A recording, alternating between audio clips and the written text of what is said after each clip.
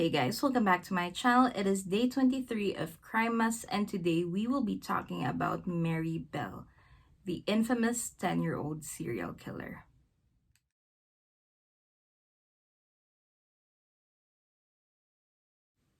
Mary Bell was born on May 26, 1957 in Newcastle, England. She grew up as an only child, however, things were not so easy for her. Mary's mother, Betty, was actually a sex worker who had her at the age of 17.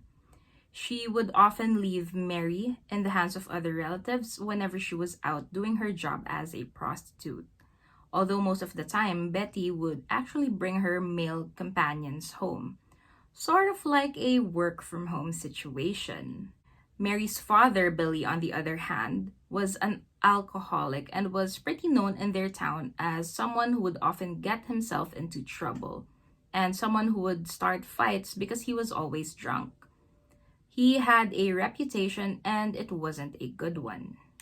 So you can probably imagine what life was like for little Mary. She grew up with her drunk dad and around her mother's sex work. Betty was also diagnosed with bipolar disorder, and she had actually attempted to kill Mary as a baby several times. One time, Betty accidentally threw Mary out of a window from the second floor of their home. And miraculously, Mary survived the fall. I have no idea how, but she did.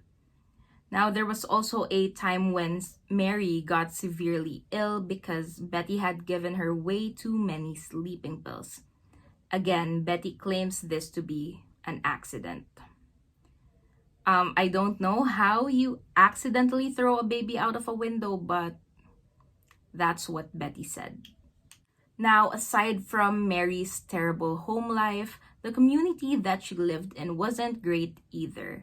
It was said to be at the time a very poverty-stricken town where a lot of criminals lived.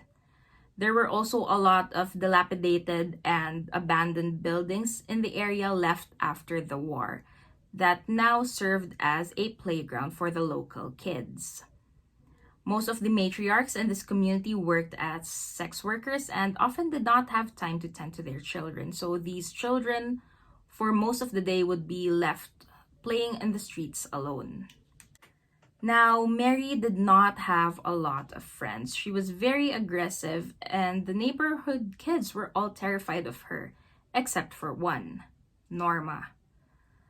Norma Bell, they're not related, by the way. Norma Bell was a girl from the same town. She was 2 years older than Mary, but was intellectually challenged and had an undiagnosed mental disability. She was described to be a kind girl, but very simple-minded, and she was mentally younger than her actual age. Norma would often be seen following Mary around because even though she was older, Mary was very street smart at the age of 10. She called all the shots, and 12-year-old Norma would just follow. Now, these two terrorized all the other kids, whether they were in school or were just playing in the streets. And people knew about Mary's violence towards other children. However, she never got punished nor reprimanded for her actions. They simply let her be. One time in 1968, one of the neighborhood moms actually reported Mary to the police. Okay? It was that bad. She reported a 10-year-old girl to the police for attempting to strangle her daughter, who was a few years younger than Mary. Now, the police didn't really see this as a huge issue at the time, thinking that Mary was just a kid who liked to play rough. However, this little girl did not disclose the fact that Mary had also stuffed sand down her throat. And you may be wondering why she left that detail out. It was because she was terrified of what Mary would do as revenge.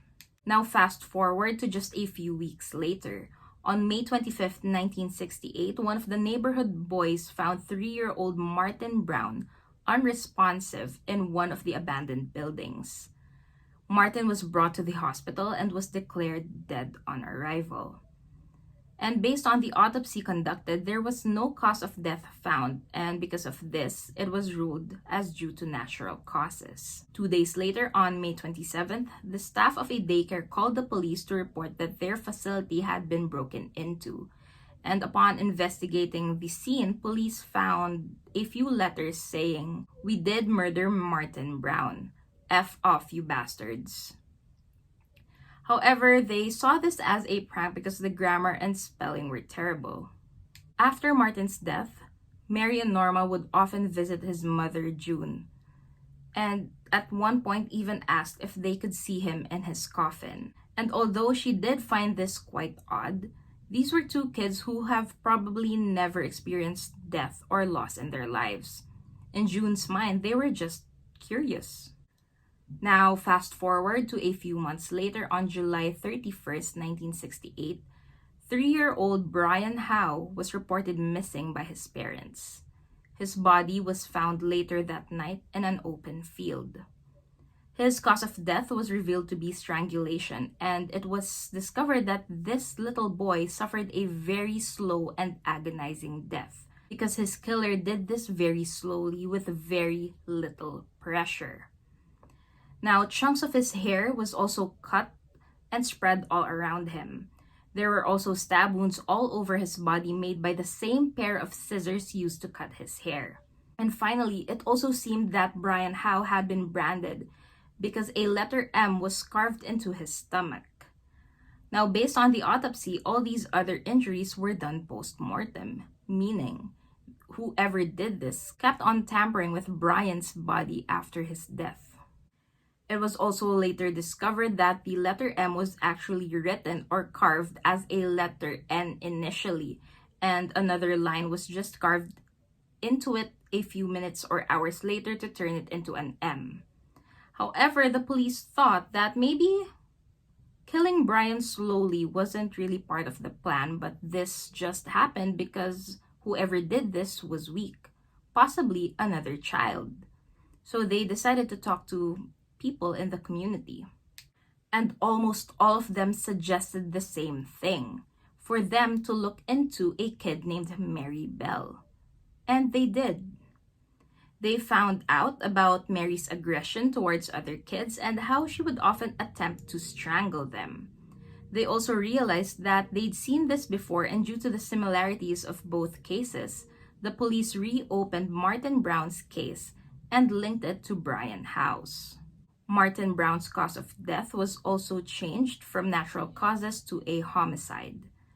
Mary and Norma were both brought in for questioning. However, they both denied the allegation, saying that they had nothing to do with this. However, a 9-year-old boy from the same neighborhood actually came forward, saying that he witnessed Brian Howe's murder. According to this kid, Mary and Norma led Brian into the field where he started to complain of a sore throat. Mary then offered to massage his throat to soothe it and began to add pressure and never let go until Brian lost consciousness. The authorities also collected Mary and Norma's schoolwork just to get to know them a bit further.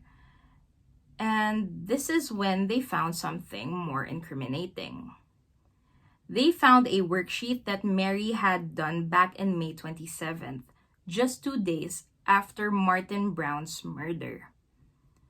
She wrote a story about what she witnessed that day and how there were so many people swarming the area and how she saw the 3-year-old's limp body being carried out of the building and into an ambulance. Now, this was pretty normal. She did witness all of this, but what police found extremely interesting was the picture that Mary drew. She made a drawing of Martin Brown laying next to a bottle of tablets.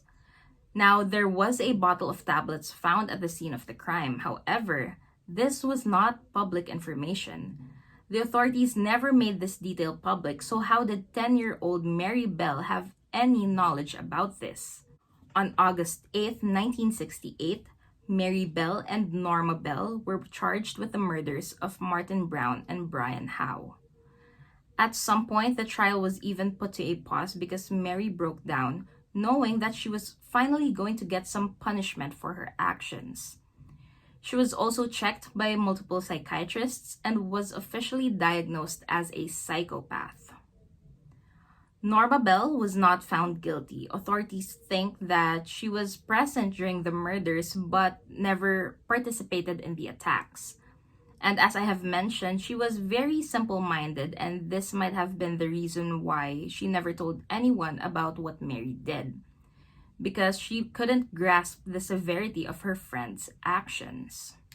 Mary Bell, now 11 years old, was found guilty of manslaughter.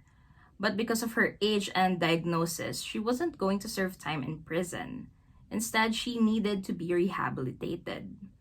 She was way too young to be sent to a mental facility, so she was sent to boarding school instead. Boarding school where there were a lot of other kids around. Not a great idea. Now, a few years later, into her teens, she was transferred to an open prison. And at the age of 20, Mary Bell was no longer deemed as a threat to society and was set free. And in 1964, 16 years after Mary Bell killed Martin Brown, she gave birth to a baby girl. She and her daughter were given new identities and were granted complete anonymity until her daughter turned 18. However, when her daughter was 14, members of the media actually found out who they were and where they lived. And to protect her daughter, Mary fought hard and was granted a lifelong anonymity for the both of them. Now, this anonymity was later extended to Mary's grandchild, who was born in 2009. Mary Bell is now 65 years old and goes by a different name. No one knows where she is. No one knows where or who she is. But she is now a grandmother and has never reoffended ever since.